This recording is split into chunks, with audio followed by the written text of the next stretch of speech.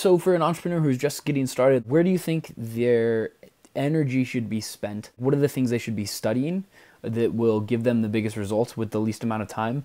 And where do you see people screwing up the most? Yeah, that's a fantastic question. I remember when I first got started, there was just so many bright lights out there. You know, they say like, there's this and then that, there's Pinterest and there's Google Plus. Like, how do you know what to... Yeah. And I learned this from Internet Business Mastery dudes. They have this thing called just-in-time marketing.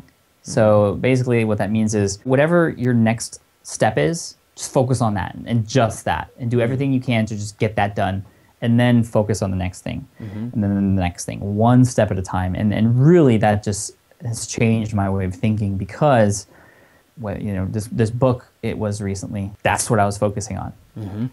And so that's where all my energy was spent. That's when I learned about Kindle formatting and Kindle marketplace and Kindle marketing strategies. You know, I could have learned that maybe a couple of years back, but I learned it when I needed to learn it.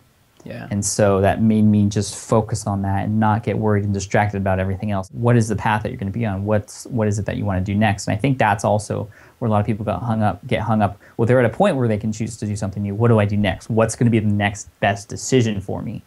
And I think that goes along with finding other people, you know, the peers in your mastermind group, getting their recommendations obviously is the best way to go, I think. But if you don't have that, you know, finding a trusted mentor or an advisor, they don't even have to be an official one, just somebody who jives with the way you do things or who is where you want to be, and seeing what they're doing and using that as a starting point. And then you can sort of dip your toe into certain things, see how they're working out. And if they don't fit for you, then fine, you actually gave it a chance. Just put it aside, move on to something else. Now, when you get an idea, a lot of people will try and keep that idea to themselves. And because they're afraid of other people stealing it, or they're scared of how other people might think of it. But I got this tip from John Saddington in episode 61 of the Smart Passive Income podcast, and it's probably one of the best tips I've ever gotten. If you're working on a web app or software or anything, talk about it with people. Talk about it, because you're going to get different people's perspectives, potentially people who may potentially be customers, who are going to tell you exactly how they feel about it.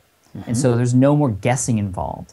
And yes, someone hypothetically could steal that idea, but they're not going to. You know, they're not in the same mindset as you are, someone who is going to build something and execute. They're just somebody you're randomly talking to, and they might be like, oh, that's a good idea. Maybe I should do it. But they're not really going to do it. You're going to do it because you're acting on it right now while conducting that research. So talk to people about it. You're going to find out some amazing things about whatever it is you're interested in. New things might come up that, you know, new features that you didn't even think of, or things to worry about that you didn't even think of. You know, it's going to help you shape the product the way it should be shaped, as opposed to you creating something out there that you feel like is going to work and then having people tell you, well, this part I like, but this part I don't. Somebody told me once this idea of the people who could steal your idea are busy doing their own. Yeah, that's true too.